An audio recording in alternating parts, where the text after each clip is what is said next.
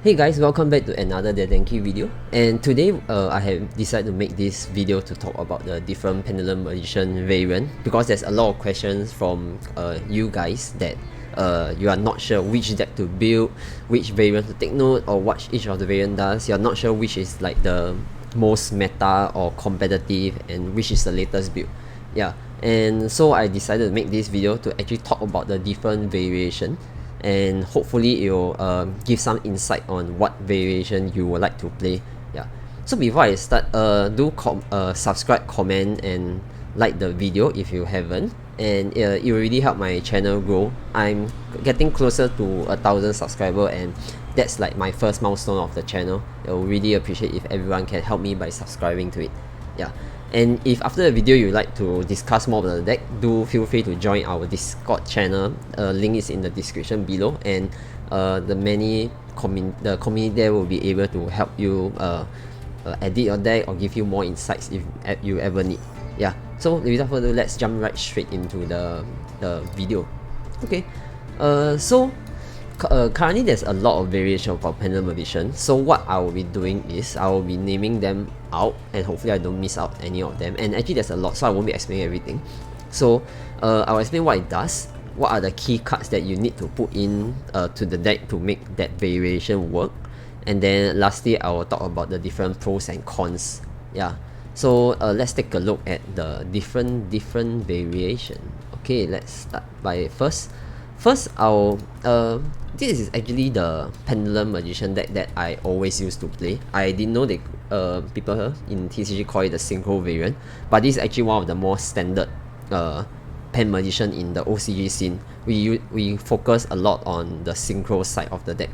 Yeah, so what this deck does is you actually try to prioritize Synchro during your opponent turn with Harley Freebucks and Shooting Riser.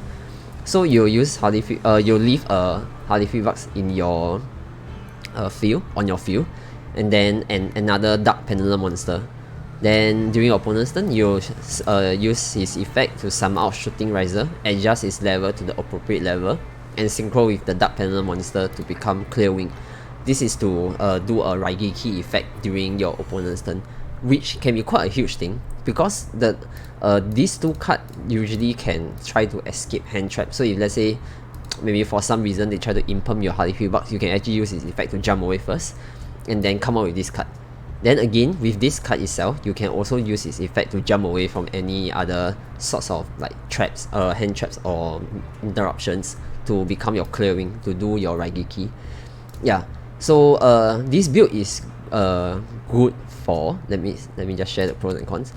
To me, it's one of the most versatile one out of all, because it doesn't really have a specific combo to go ahead with. You just need to try to end with a Harley Freebucks, and then in addition you can do other stuff, like maybe you want to put out Apollosa, or you can actually mix this Synchro variant with the other variant that I mentioned, because you only need Shooting Riser.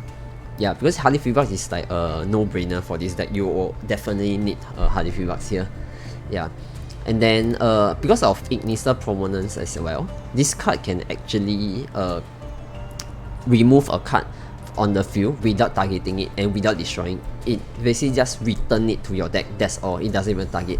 So this card itself is very useful, and not a lot of people play this, but I do play this in every deck just for that situational purpose where there's a monster that cannot be targeted. Yeah, so yeah, it's most versatile, and Raigeki during your opponent is it's quite strong lah. Imagine like fighting with Prank Kids and the Prank Kid decide to do a Raigeki on your field, so it's that sort of play. But the cons is, if you can't grab out a tuner, basically your end board will be quite simple. It won't be such a huge threat, or you might not even have any interruption at all. Yeah, but there's actually a lot of ways to get out your tuner. Like that's why we play 3 Ash Blossom instead of Call by the Grave. And then there's Tuning Magician, there's also Effect Veiler, and then there's like Luster Pendulum as well, which are all tuner. Yeah. So basically this is the first version of the deck that I play in Master Duel. That's why I share it as the first one. Yeah. So would I recommend going for this deck? Yeah, definitely. I think it's something that is quite interesting to play with as well. But as I progress slowly, I realized that there's other ways of playing this deck as a fun deck. Yeah, so I will just slowly explain. But I think this will be a good deck to start off with. I would say this is more of an average skill level, which there's a lot of things that you need to read up on as well. Yeah, and this deck will actually opens up more knowledge to the other builds later on. So this is the first deck. Then let's take a look at the second one. Okay, second one is the FTK build. This is the variant that I hate the most because firstly, I don't like the fact that it's a FTK because you don't actually give much interaction chance to your opponent, because I still feel that as a card game itself, you still need some sort of interaction. Yeah, so this is definitely not my favorite build here, and not just because of that, but to me this deck breaks quite a bit and is very vulnerable to hand traps. Yeah. So how this deck work is, you want to burn your opponent for 8,000 when you go first. So you'll prioritize getting out 2 Starving Venom and 1 Independent Nightingale. So this card effect is, it can activate its effect to burn opponent for 500 life points based on the number of, based on its own level. So usually by itself it's just level 1, so you burn 500. But if let's say you copy it with Starving Venom effect, which is a level 8, you'll be able to activate its effect to burn opponent for 500 times 8, which is 4,000. And that is why you will want 2 of this, so that you can do the burning for 8,000. Yeah. And how do you usually get this out? You usually get this out with Instant Fusion. And then how do you get Instant Fusion out easily? You use it by using this Anaconda here, which only needs 2 effect monster, and that's all. You can bring out any any fusion or polymerization card. Yeah, so that is why this deck itself, you just need 6 monsters on the field. Yeah, let me just need 6 monsters, and mostly dark lah. I would say mostly there should be dark Pendulum, because Supreme King Staff Venom requires dark Pendulum monster. Yeah, so this is one popular deck that doesn't give your opponent any chance to play. Yeah. So what are the pros? The pros is if your opponent has no hand trap, it is basically just dead lah. Because I would say this deck includes a lot of drawing cards, and then it helps you to get to that hand that you need. Yeah, such as there's Into the Void, there's a lot of darkness and stuff like that. It helps you like keep reshuffling your hand to make sure you get that FTK hand. Yep. So yeah, it's a very straightforward combo and easy to learn, because basically all you need is just 6 monsters on the field. That's all. Yeah, you can actually there's extra plays such as getting Electromite out first so they can get more monster and stuff like that. Yeah, but mainly in general it's just 6 monsters. That's all. Yeah. And the cons is, okay, let me just add in one more. This I mentioned just now, vulnerable to hand traps. Okay, so what I will say is the main con is if its first turn board is pretty weak, if your opponents manage to negate your FTA combo at the very last few turn. Yeah, because if let's say once you activate your Anaconda effect, you can't summon anymore, so you can't do any more plays. Then again, if let's say your Starving Venom got negate at the end, there's not much you can do. Your board will just be a bunch of monsters with no interruption at the end of the opponent's turn. At the end of your turn. Yeah. But there's always ways to try to bait out the hand traps first. But if your opponent know what you are doing, he will actually keep the negation for your Supreme Staff Venom when he tries to copy the effect. Yeah. And when that happens, your board will be very empty. Yeah. So that's it. But then there are people that play this build that also tries to play around hand traps and then end with like Apollosa or even Harbinger. So this is something that for you guys playing, do take note. And also, I just remember this as well, it was recently banned in the OCG ban list. Yeah. So why did I highlight this? Because most probably, if it's something that's banned in either TCG or OCG, it will most probably come into Master Duel as well. Yeah. So do take note if you have decided to build this FTK build, because Instant Fusion is a UR card. The rest I would say is okay, because Anaconda and stuff is all usable in other deck. But Instant Fusion is not really a card that you use in a lot of decks. Yeah. And I won't, if you don't have Anaconda yet, I will say stop. Don't craft it yet.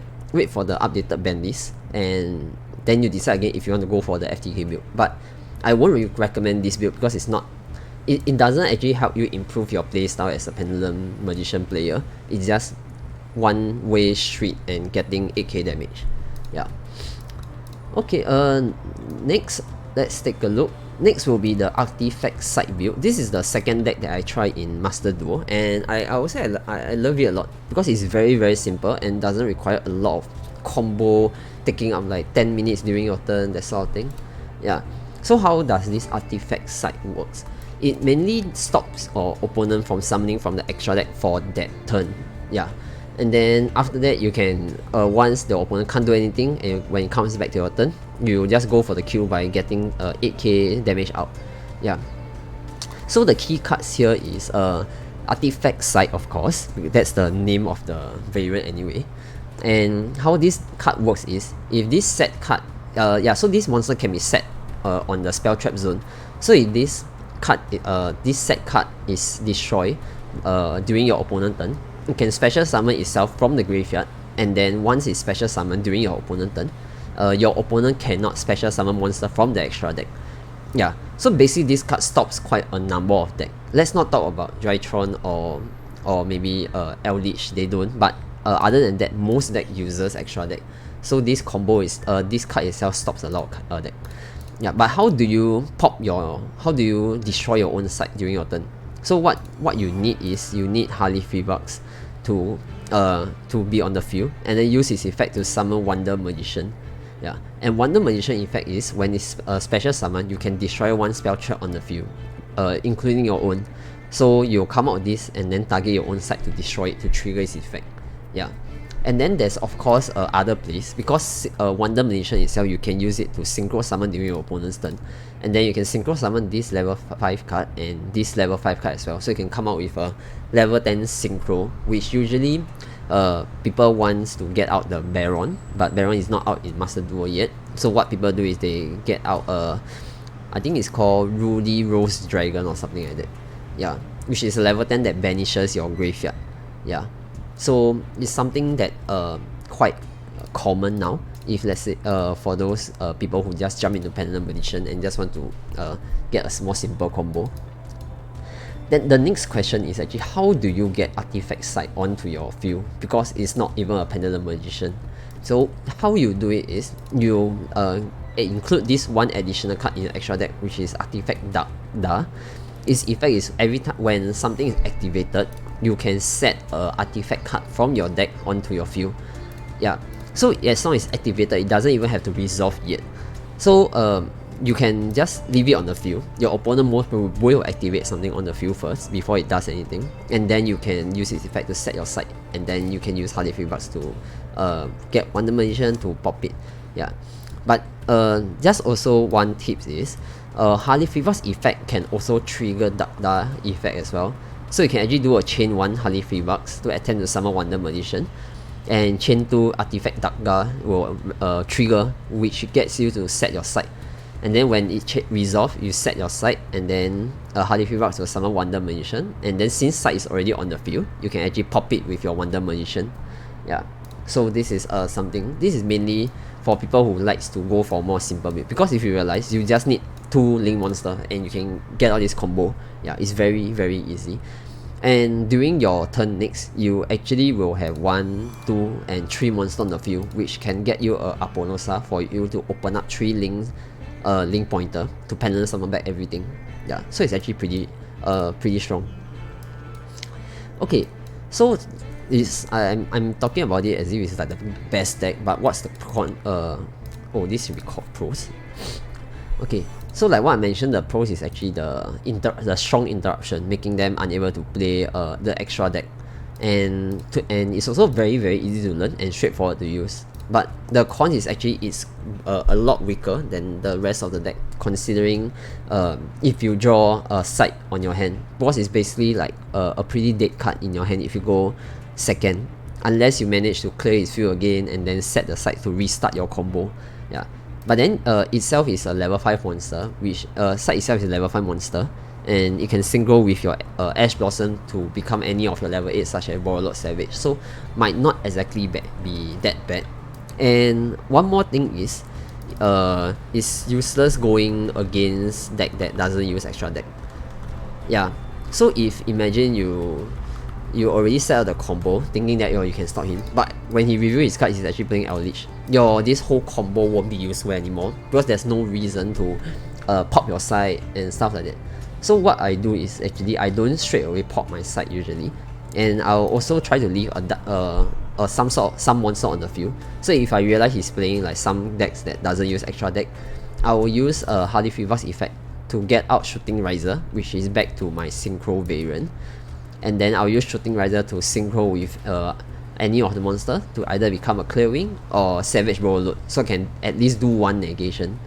Yeah, so that's how I'll usually play it. I won't straight away pop side. To me, that's not like the best play to do. Or you can just keep your Wonder Magician to pop your opponent's spell check instead. I think that would be still a better choice than just popping your side for no reason.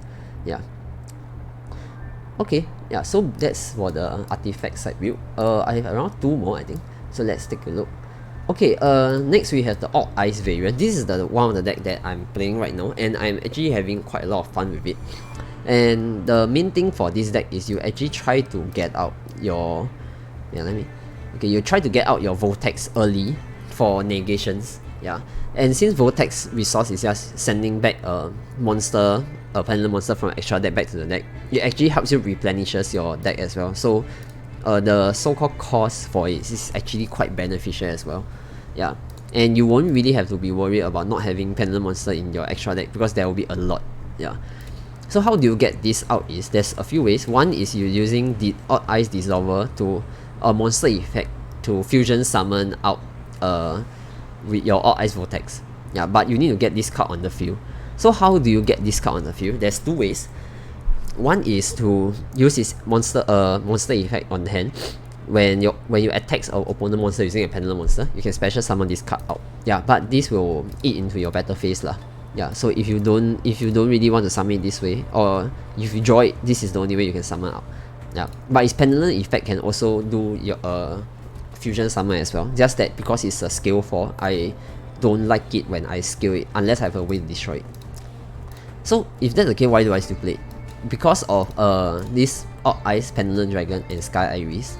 Orc Ice Pendulum Dragon, not sure if I can see here. Yeah, but anyway, Orc Ice Pendulum Dragon effect is when an Orc Ice monster on your field is being destroyed, you can special summon 1 Orc Ice card from your deck. So I will set this on scale, and then I'll get Sky Iris to pop any of my Orc Ice card. I can even pop my own Absolute Dragon as well if needed. Then once it's popped, I can then add 1 Orc Ice to my hand, and then at the same time Arc Dragon effect will trigger for me to special summon 1 Orc Ice card from my deck, which then I'll get Orc Ice Dissolver. And when this card is out, if needed, I can straight away activate its effect to fusion summon between, let's say, these 2 cards, so I can get my Vortex out very early in the game to negate Nibiru or something like that. Yeah. And since Sky Iris add Orc Ice card, I will most probably add Orc Ice Revel to leave it in the graveyard. Because this card, you won't usually summon it, but you copy it with Starving Venom. So once copy with Starving Venom, you gain attack equals to half your opponent's life point, which is 8,000, and you gain 4,000. And Starving Venom itself is around 6.8k. I mean, it's 2.8k, and then plus that 4k is actually 6,800 attack. Yeah, and its effect, if you halve your own life point, you can actually shuffle back everything on the field and in the graveyard back to the deck. Yeah, which is a very very strong card, and easily you can do a OTK with this. Yeah. So this is basically the Orc Ice variant. And what's the pros of this? The pros to me is it's very versatile, and the possibility to avoid a number of hand traps, because a lot of them are actually baits. You don't if it resolves, then it's good, but if it doesn't actually stop your play that much. So to me, this is one of my favorite build for now, and it's something that I think everyone should try, because I don't see a lot of people play this before. Yeah, and I like it because it has the ability to go for smaller plays but still get a decent interaction. So for some of the end field that I don't really have, I usually just end with Hardy Freebucks and Ghost Ogre hand trap on the field. Yeah, and that itself is already 2 interaction. And then sometimes I'm able to get out my Odd Ice Absolute Dragon as well, which brings out Odd Ice Vortex, which is now a 3rd interaction. And those fields are actually considered small, because the bigger field I will be able to go for maybe at least the Apollosa and also a Pendant Graph Trap as well. Yeah, so to me this deck has a pretty good smaller plays end field lah. Yeah, And to me, the cons of this is it's really hard to learn because this deck requires a lot of knowledge from both the Odd Eyes archetype and the Magician archetype. So it does require a lot of reading and understanding how your deck works, what to summon out, do you want to thin down your deck by getting Odd Eyes Rebel first and throwing into the graveyard and stuff like that. Yeah, and since it includes the Odd Eyes variant, it's a little bit more brickier than the rest of the variant because it involves Odd Eyes card and a lot of weird number of skills such as your Dissolver and then your Odd Eyes Rebel. If you don't have any dragon to search in your deck, this card itself is useless in your hand. Yeah, so do take note of this. But this deck I'll be using it for season 4, and then hopefully we'll be able to see some plays. I will be able to get Plat 1 lah, hopefully, so I can do a proper deck profile for this deck that I'm using. Yeah. Okay, the last one I have is Mythical Beast. I don't see anyone building around this, but this is one variant that I used to play previously when I'm playing my actual card tournament physically. Yeah, so the main thing of this deck is to get out Electromite before Pendulum summoning. So with just this one card, Master Caribous, I can actually use his skill effect to pop itself and add Jacket, and then Jacket skill effect to special summon back one Pendulum monster from my one Mythical Beast monster from my extra deck, which is the Master Caribous. Yeah. So this card, when it's out, I just normal summon any other monster and I can actually get it I can actually get my Electromite before Pendulum summoning. Yeah. And these two itself, the card effect is pretty strong as well. Mythical Beast Jacket King, you can negate a monster effect and destroy it just by removing 2 spell counter. How it gains spell counter is as long as anyone activates spell, you can put 2 spell counter on it. Yeah. So it's actually very easy, and since you pop this card, you can actually just pen summon it back later. Yeah, so it's actually a very early negation. And yeah, and this deck actually swarm the field with a bunch of monsters very easily. Like with these 2 cards, you can actually come out quite a lot of cards already. Yeah, and yeah, like what I mentioned is you can easily get out a lot of monsters for your OTK, and then you can get out a negation easily. But this build is the brickiest among all the variation that I talk about just now, because Mythical Beast itself is not even searchable or related to any of the card or any of the Pendulum Magician card earlier. Yeah, so and it's a skill 4 and then it's level 8. This thing will take, oh okay, I see, open it. Yeah, so this card itself you won't want it to stay on a skill, and it's level 8 means you can't Pendulum summon it back. So one way to stop this deck, if for some reason there's people playing and you went up with it, once he skilled the Master Caribous, and when he attempts to use his skill effect, just Ash Blossom this guy, and then you'll be forced to stay on the skill. And with a skill 4 for Pendant Magician, it's pretty bad because all our monsters are level 4. Yeah, so basically this is one of the build as well to consider. I mean, it's quite fun, although I think these 2 are UR. Yeah, so not a budget friendly deck if you want to just try it out for fun. Yeah. And then there's also Endymion variant. I think there's some of the players here playing Endymion, but I still don't have my Endymion set yet. So hopefully I'll be getting some more UR cards. But if you would like to donate to make this sooner, do PM me in the Discord, and I mean, any donation will be greatly appreciated, and all will be put into the channel. I won't be saving a single cent from all the donation. Yeah. Then of course there are other variations such as Zafra. Then there's also a lot of weird combo that the community has come out with, like True King of Calamity. There's a Kali Yuga version. There's a Simon with infinite negates. I think all this you can check out in my playlist below in the combo session. And then there's actually a lot more which everyone is trying to like experiment it. Yeah. So basically that's it for the whole variation. So let's quickly look through. So we have the Synchro, good for wiping their field during their turn. The FTK, which goes for burning 8k during the first turn. The Artifact Side build, which allows you to stop their extra deck play during their turn for 1 turn. And the Odd Eyes, which is a bit more versatile but harder to play. And then we have the Mythical Beast, which is able to get out negation early and then swarming the field with monsters. And then yeah, Endymion I can't really comment yet because I'm not that familiar with Endymion, so I'll need to play a few rounds after I get the deck out. And then yeah, there's other many more. So if you like to ask more questions about this build, do feel free to comment down in the section below, and I will try my best to answer them. But if you would like to participate in more of our discussion, do feel free to join our Discord channel as well. The link is below as well. Yeah. So for those who managed to stay until the end of the video, do really appreciate it and hope you learned something from this. And if you're enjoying the content, do remember to subscribe, like, and comment down below. It will actually really help my channel grow. Yeah. And if there's more questions, feel free to comment down as well. If there's enough like people asking it, I'll do out a video for it as well. Yeah. And I'll hope to see you guys in the next video. Okay, take care.